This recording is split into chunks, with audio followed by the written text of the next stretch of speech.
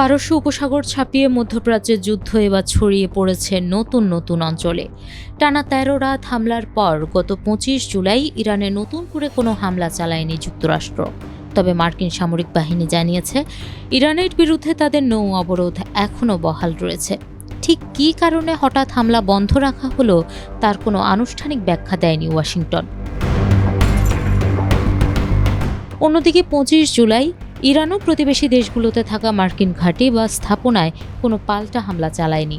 Trump প্রশাসনের এক জ্যেষ্ঠ কর্মকর্তা জানিয়েছেন, প্রেসিডেন্ট ট্রাম্প সবসময় কূটনৈতিক সমাধানকে অগ্রাধিকার দেন, তবে তিনি ইরানকে দেখিয়ে দিয়েছেন আলোচনায় না এলে কী পরিণতি হতে পারে তাদের।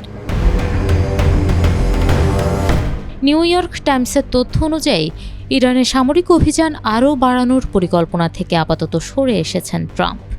সংঘাত ছড়িয়ে পড়া, মার্কিন অস্ত্রভাণ্ডারের ওপর চাপ, উপসাগরীয় মিত্রদের অসন্তোষ এবং বৈশ্বিক জ্বালানি সরবরাহ ও অর্থনীতির সম্ভাব্য প্রভাব নিয়ে হোয়াইট হাউস বেশ উদ্বিগ্ন।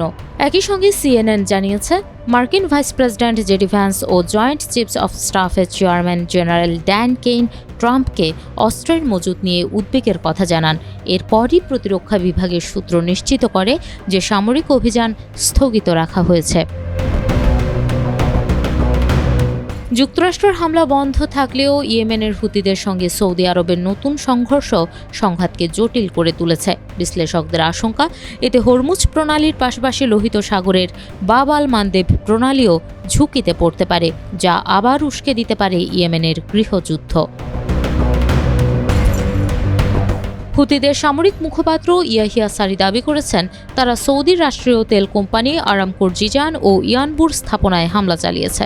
জিজানে আরামকোর শোধনাগারের দিক থেকে ঘন ধোঁয়া উঠতে দেখা গেছে, আর ইয়ানবুতে তেল স্থাপনা লক্ষ্য করে ছোড়া দুটি ক্ষেপণাস্ত্র প্রতিহত করেছে সৌদি আরব। আরামকো অবশ্য এই বিষয়ে কোনো মন্তব্য করেনি।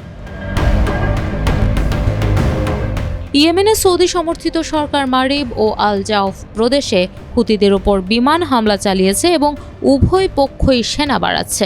২০২২ সালে হওয়া যুদ্ধবিরতিটি সাম্প্রতিক হামলার কারণে ভাঙার পর যুক্তরাষ্ট্র ও ইসরায়েলের সাথে চলমান যুদ্ধে ছড়িয়ে পড়ে হুতিরা। তারা ইতোমধ্যেই সৌদির বিরুদ্ধে নৌ অবরোধ এবং তাদের সব তেল স্থাপনায় হামলার হুমকি দিয়েছে।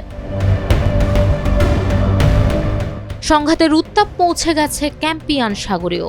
ইরান অভিযোগ করেছে সেখানে তাদের একটি বাণিজ্যিক জাহাজে হামলা চালিয়েছে ইউক্রেন, যাতে একজন নাবিক নিহত ও একজন আহত হন।